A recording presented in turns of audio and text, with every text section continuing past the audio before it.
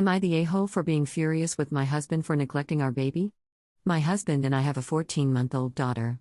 She is a very fussy baby and constantly needs to be held until she falls asleep. I recently had to stay with my sister for a night in a nearby town, as she was about to give birth to her baby. My husband was supposed to take care of our daughter. It so happened that my husband was extremely sleep-deprived, and after 3 to 4 hours of trying to calm her down, he shut the door to her nursery and decided to cool off for 30 minutes before tending to her again, which was understandable. That night, the power went out, it came back on after a few minutes, and so did our Wi-Fi, which cut off the baby monitor. The monitor has to be manually turned back on, and my husband completely nodded off. He woke up 11 hours later. What the heck?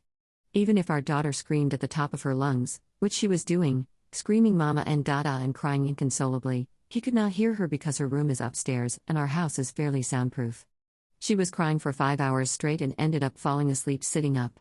On the footage, I saw her standing in her crib with her arms stretched out, crying and crying. I arrived in the morning to find my husband asleep, and my daughter, oh my daughter, when she woke up, clung to me like a magnet and would not let go.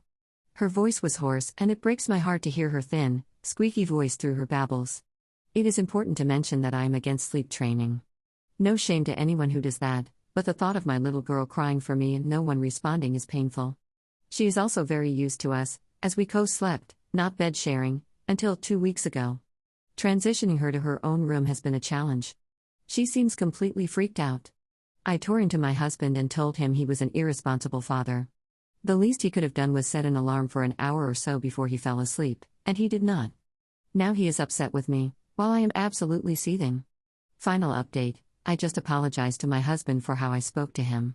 After reading the insights from the comments below, observing the situation more clearly, and realizing how far I had let things get out of hand, I do appreciate having a different perspective. Seeing my baby crying in the crib while standing up for literal hours showed me how strong-willed and stubborn she is. I hate to say it, but babies are not manipulative, they simply cannot differentiate between what they want and what they need. She cried because she knew that one of us would come and pick her up, and when that did not happen, she cried and wailed even louder, to the point of screaming herself hoarse.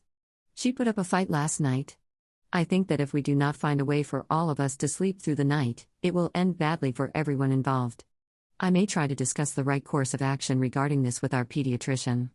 I have heard horror stories on sleep training subreddits, with members encouraging others to practically ignore their baby crying for more than 8 hours, for several nights, to get their babies used to the idea that no one will come to tend to them.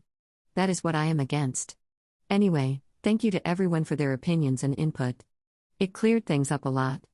Edit, I just wanted to address everyone who said I was chilling with my sister or that my priorities are messed up.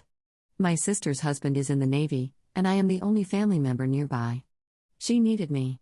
Next time, please use your personal dislike for a random Redditor toward doing something good for yourself and others, rather than assuming the worst of a tired and emotionally distressed mother.